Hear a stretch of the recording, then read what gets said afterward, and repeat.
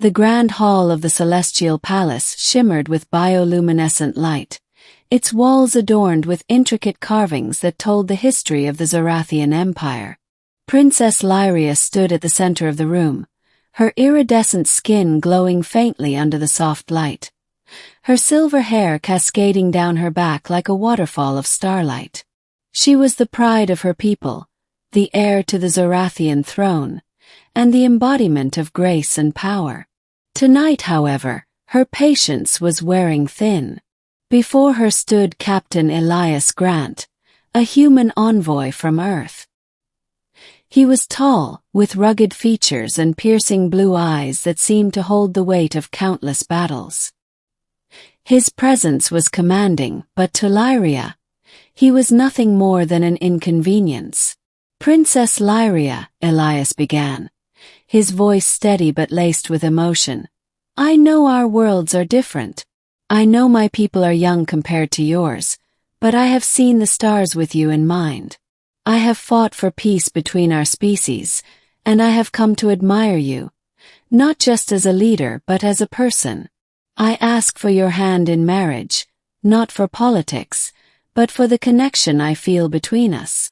The room fell silent.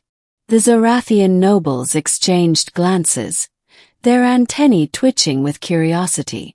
Lyria's heart, however, remained unmoved. She had heard such words before, from suitors across the galaxy, each seeking to elevate their status through her. She had no interest in being a pawn in anyone's game. "Captain Grant," she replied, her voice cool and regal, "your words are flattering, but they are misplaced. I am not a prize to be won, nor a bridge to be crossed. My duty is to my people, and my heart belongs to Zorath. I cannot accept your proposal."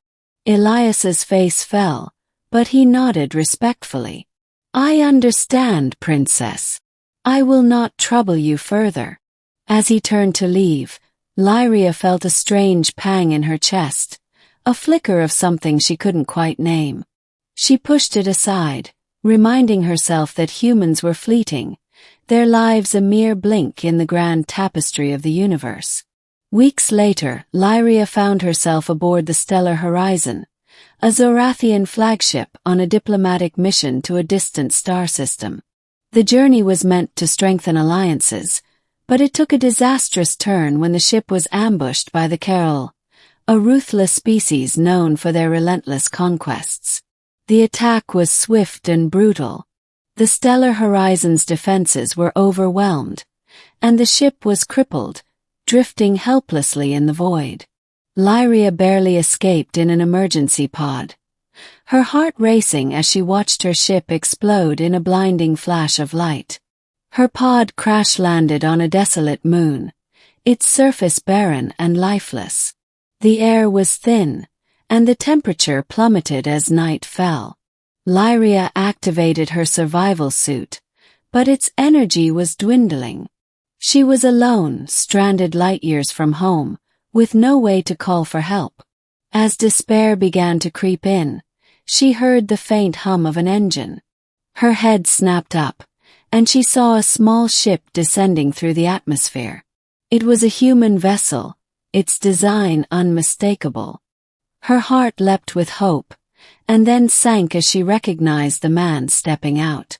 Elias Grant. He approached her cautiously, his expression a mix of relief and concern. "Princess Lyria," he said, "are you hurt?" Lyria hesitated, her pride warring with her desperation. "I am unharmed," she replied stiffly.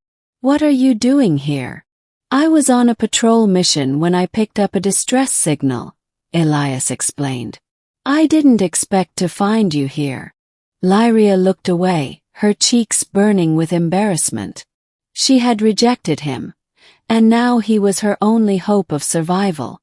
The irony was not lost on her. Elias extended a hand. "Come on. Let's get you out of here."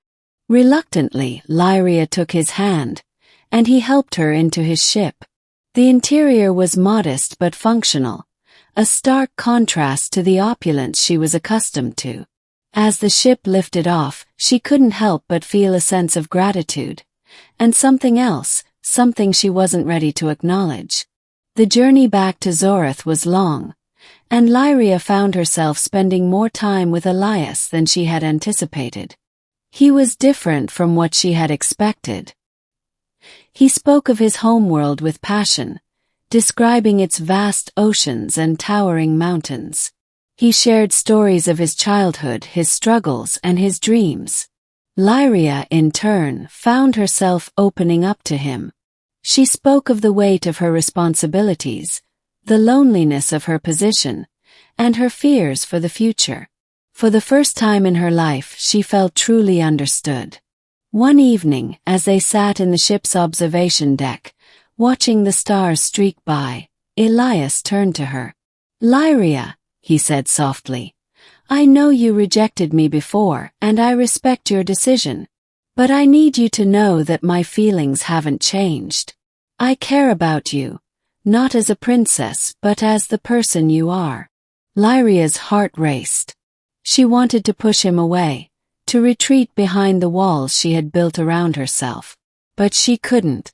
The truth was, she had come to care for him too. "Elias," she whispered, I don't know what to say. My life is so complicated, and You don't have to say anything," he interrupted gently.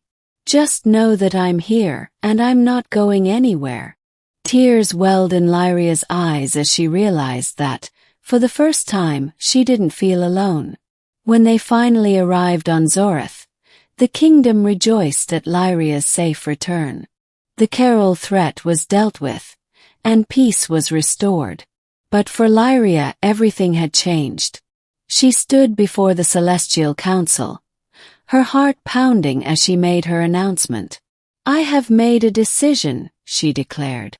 "I will marry Captain Elias Grant, not for politics but for love. Together we will build a bridge between our worlds, not out of obligation, but out of hope for a brighter future." The council was stunned, but they could not deny the sincerity in her voice. And as Elias stepped forward to stand by her side, Lyria knew that fate had brought them together for a reason. In the end, the alien princess had rejected a human suitor, but fate had other plans. Epilogue. Years later, Lyria and Elias stood on the balcony of the Celestial Palace, their hands intertwined as they watched the twin suns of Zorith set over the horizon. Their union had brought unprecedented peace and prosperity to both their worlds, proving that love could transcend even the vastness of space. As the stars began to twinkle in the night sky, Lyria turned to Elias with a smile. "Do you ever wonder," she asked, "what would have happened if I had said yes the first time?" Elias chuckled, pulling her closer. "I think fate would have found a way no matter what. Some things are just meant to be." And as they stood there, united by love and destiny, Lyria knew that he was right. The end.